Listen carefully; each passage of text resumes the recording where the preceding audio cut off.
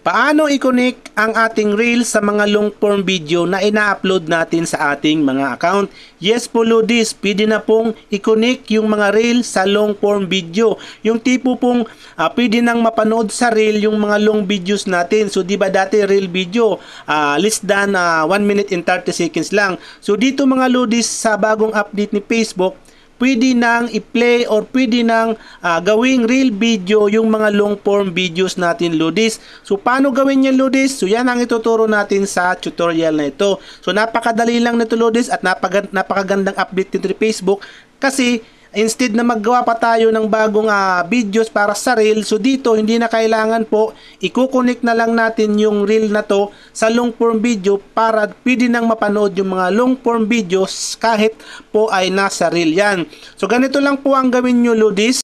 Open nyo lang po ang inyong mga account. And then, pagdating nyo dito sa inyong account, siyempre, dapat ready na po yung i-upload natin na long form videos. So, dito po, i-click po natin tong plus sign na yan. Yan po. And then, dito po tayo pupunta sa create post. Ayan, click natin yung create post na yan.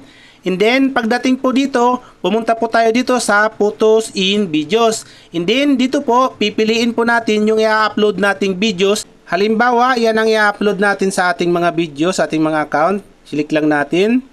And then, ganito po ang mangyayari dyan.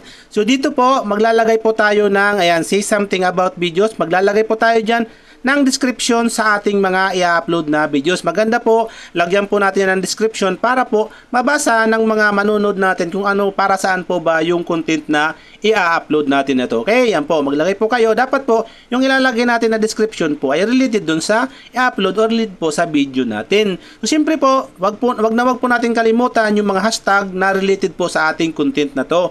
Dapat po, ilagay natin yung mga hashtag dyan. Dapat po, related po ilagay natin lahat Lodis, basta related, wag tayong mahiyang maglagay dyan kasi malaki ang naitutulong niyan para mapataas or may suggest yung mga videos natin. Okay? Pag okay na, ang gawin nyo Lods, i-copy nyo yung lahat ng nilagay nyo dyan sa description kasi gagamitin natin yan sa Reels. And then, pag okay na po, i-click na lang po natin yung next na yon na makikita natin sa taas.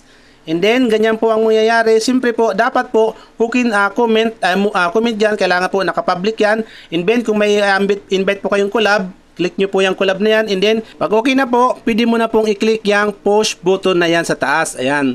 And then, maglo-loading po yan, posting. And then, may lalabas pong ganyan yan. Pag may lumabas pong ganyan yan, ibig sabihin, sinasuggest po ni Meta na gawa natin, o i-connect natin yung ating mga long form videos or gawan natin ng reel para po may connect yung mga long form videos natin sa reel. Ang gawin nyo lang po, i-click nyo lang po yung try it na yan. Ayan. Click nyo po yan. And then, ganito na po ang lalabas Lods. So, ito na yung magiging reel sa long form videos nyo. Pwede po kayo maglagay dyan ng audio, text, sticker, or pwede nyo pong isave yan.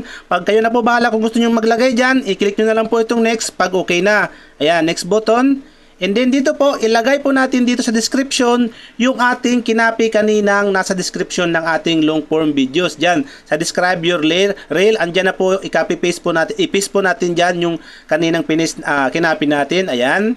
Pag once po na na-paste na natin mga Lodis, okay na yan, ibig sabihin may description na tayo. Pili po kayong mag-add dyan ng mga reels, hashtag, ganyan, para po mas marami pang hashtag na pwede kayong ma-relate sa mga videos nyo. Huwag po kayong mahiyang maglagay ng mga hashtag kasi malaki po ang natutulong yan sa mga videos natin. And then dito po, enable remixing, kayo na pa bahala kung gusto nyo pong iparemix yan sa ibang mga creators.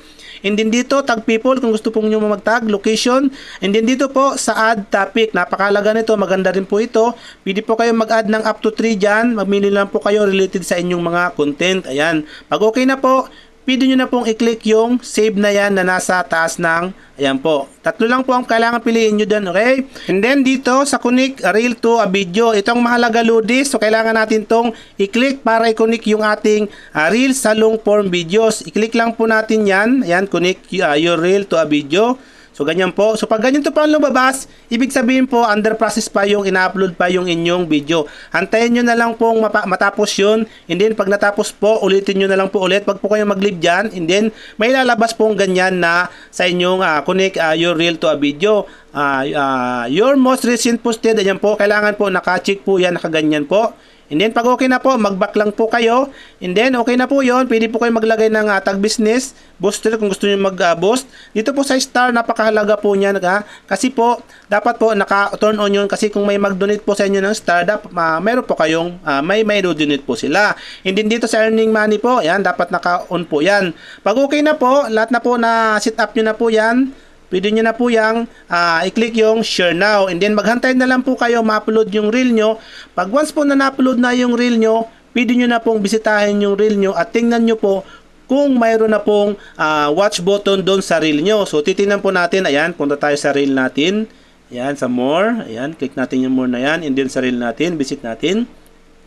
So dito po, ayan, yan na pong pinakauna, ayan. So kung mapapansin nyo po, yung watch video na yun, ayun pong nag-ikot-ikot na watch video na yan, pag meron po kayo nakita sa reel niyan po, ibig sabihin po, yung reel nyo po ay konektado na sa long form video. So pag kinik po yan, madadirect po yan doon sa long form video. Kung mapapansin nyo po, ayan, i-click natin, ang time duration ko ay 5 minutes and 16 seconds. So, di ba po? So, nakakonect na po itong long form videos ko sa aking reel videos, Lods. So, ganun lang po, Lods, pag-connect ng mga long form video natin sa reel video. So, na malaki ang naitutulong nito para mas lalong dumami yung mga views natin sa long form videos at sa reel po. So, sana po nakatulong mga Lodis. Kung may katanungan ka po, i-comment mo na lang po sa comment section ng video na to at sasagutin po natin yan sa abot ng ating makakaya. Hanggang sa muli, much love, God bless.